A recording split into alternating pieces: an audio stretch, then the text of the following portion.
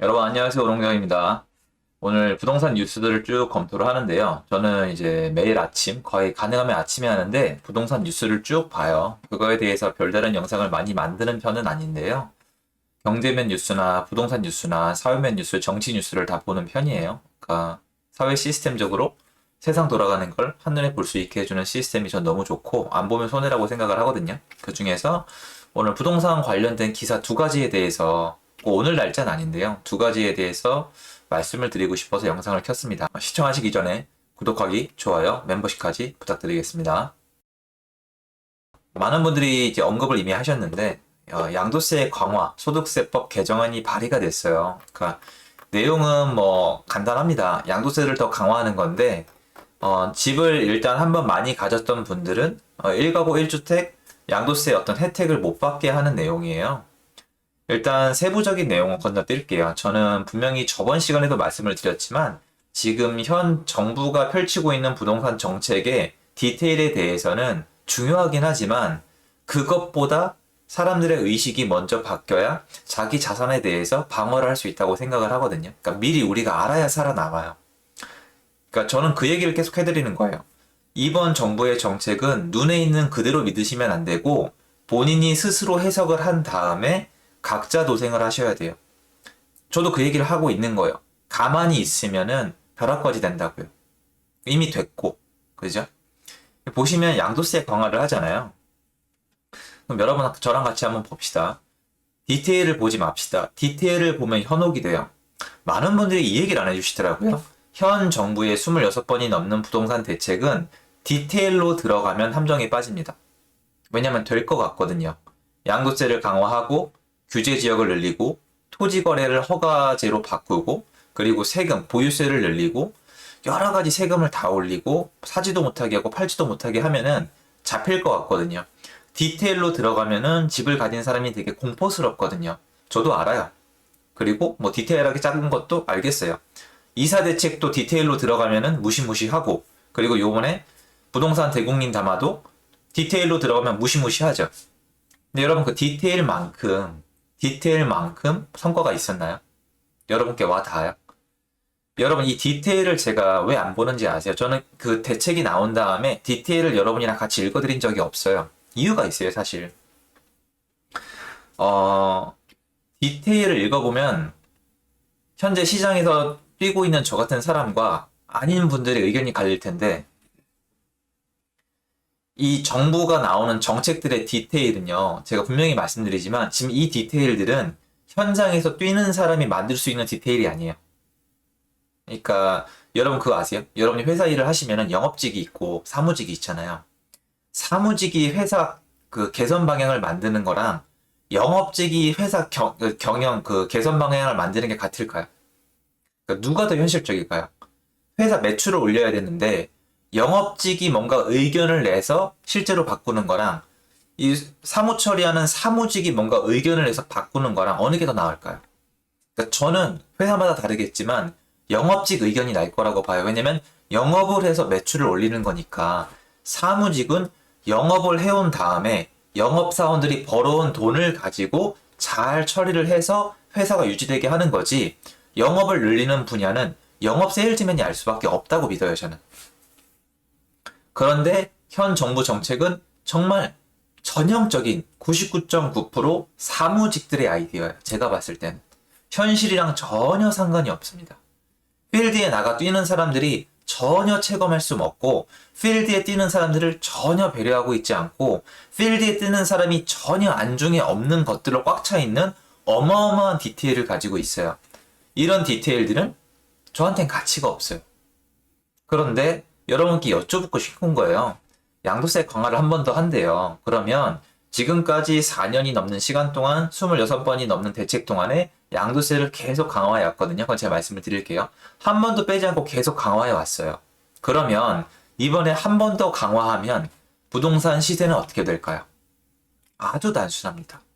그런데 이 디테일을 읽는 분들 중에 사무직을 좋아하시는 사무직 마인드가 있는 분들은 읽어보면 또 될 것 같거든요. 아, 이게 그래도 다주택자는 한 번이라도 다주택자였으면은 양도세 어떤 이 혜택을 못 받으니까 2023년도까지 빨리 팔겠다. 얘네 무섭겠다. 이런 느낌을 드실 수가 있는데 정상이에요. 그런데 우리 회사 일을 다 해보시잖아요, 여러분. 우리 회사 일을 다 해보잖아요. 집에서 가족들한테 잔소리를 해봤자 현장에 나가면 다르잖아요. 부모님이 너는 예쁘다, 잘났다, 소중하다 해봤자 밖에 나가면 또 다른 경쟁이 기다리고 있잖아요. 영업직으로 회사에 들어와서 회의를 해봤자 사무직들이 한 번에 알아듣는 게 아니잖아요. 회사 사장님들이 회사 직원들의 노고를 다 알아주는 게 아니잖아요. 그러니까 각자 할 일이 다르잖아요. 근데 부동산 시장은 시장이기 때문에 시장에 참여하는 사람들이 만들어 가야 돼요. 시장에 참여하는 사람들의 아이디어를 반영을 해야지 시장이 원하는 결과를 나오는데 시장 참여자가 아니라 사무직이 만들면은 현실이랑 전혀 다르게 돼요. 문제는 사무직이 만든 룰이 결과가 영업직이 봤을 때 안 좋으면 수정을 해야 되는데 지금 현재 사무직들은 영업직을 거의 뭐 없는 사람 취급을 하는 거예요. 그럼 여기서 생각을 하셔야 돼요. 각자 도생을 하셔야 되고 살아남으셔야 돼요. 왜냐면 여러분은 그 관리 사무직이 아니에요. 여러분은 고위공무원이 아니에요. 여러분은 시민이에요. 시민들은 전부 다 시장 참여자예요. 좋든 싫든 어쩔 수 없어요. 그럼 여러분은 영업직이에요. 저와 함께 영업직이에요. 저랑 같이 필드에 나와 있는 사람이에요. 그러면 사무직이 만든 디테일은 더 이상 통하지 않는다는 걸 아셔야 돼요. 계속 같은 방향으로 간다면 더더욱 양도세를 더 강화한다면 어떻게 될까요? 다른 거 다 필요 없이 지금까지 양도세를 강화해 왔고 4년 동안 결과가 나왔고 26번의 결과가 나왔고 정말 무수한 디테일이 나왔지만 이번 디테일을 읽으실 필요가 없는 거예요. 어떻게 될까요?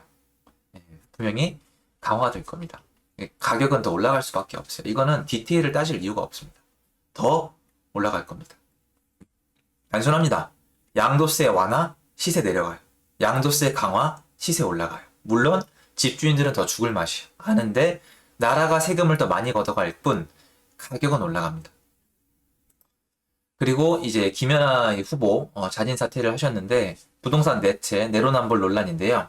저는 분명히 말씀드리지만 저는 디테일을 읽지 않았기 때문에 이분이 어디 부동산을 갖고 있는지 몰라요. 여러분도 모르실 거예요. 그런데 이거는 말씀을 드릴게요.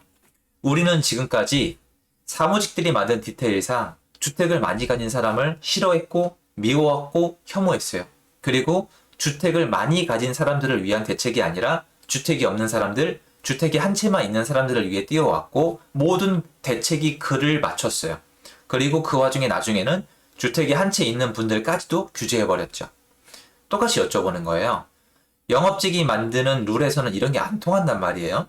사무직들이 여태까지 많은 이 디테일에서 또다시 이 하다못해 이 뭔가 일을 하려는 사람이 주택이 많다는 이유만으로 이렇게 쳐내버린다면 어떻게 될까요?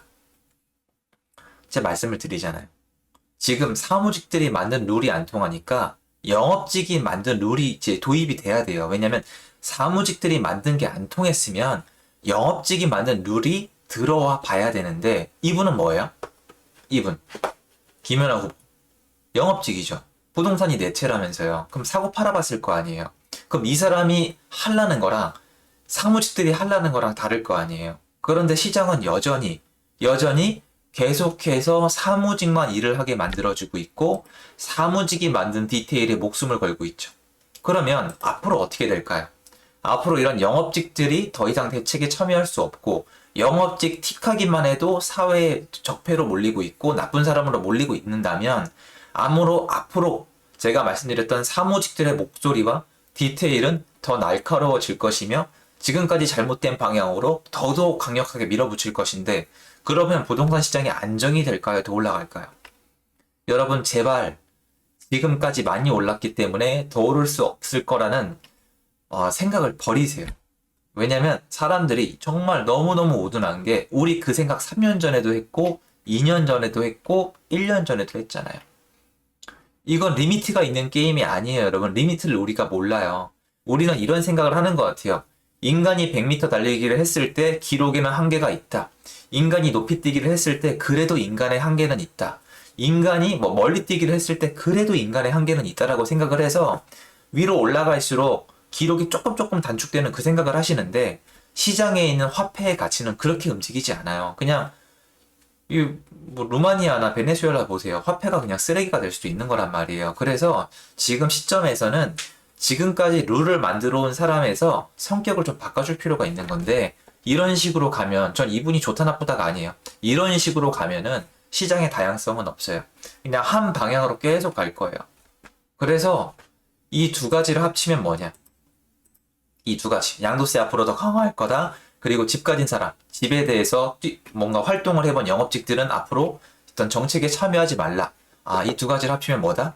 부동산은 더 올라갈 거다. 이렇게 결론 내리시면 아주 간단할 겁니다. 그리고 이 영상에 대해서 또 저는 6개월 후에 또 피드백을 드리겠지만 당연히 저는 제가 맞을 거라고 생각을 하고 있습니다. 여태까지 그래 왔기 때문에. 그래서 여러분이 이런 시장의 디테일보다 누가 하고 있는지 어떤 뉘앙스인지 생각을 한 다음에 여러분 가정과 여러분 자신은 어떻게 생존할 수 있을지 빨리빨리 생각하고 움직여야 될 때예요. 정말 각자 도생의 세상이에요, 여러분. 지금 잘못 생각하고 판단하면 나중에 뒤로 쭉 밀려요. 여러분 지금 집값 많이 올라갔으니까 비정상으로 올라갔으니까 그만큼 다 반납하고 나중에 다 내려온 다음에 원래 있던 시장으로 돌아올 것 같잖아요. 그럴 일 절대 없어요. 한국의 시장이 꺾인 적이 크게 3번 있거든요.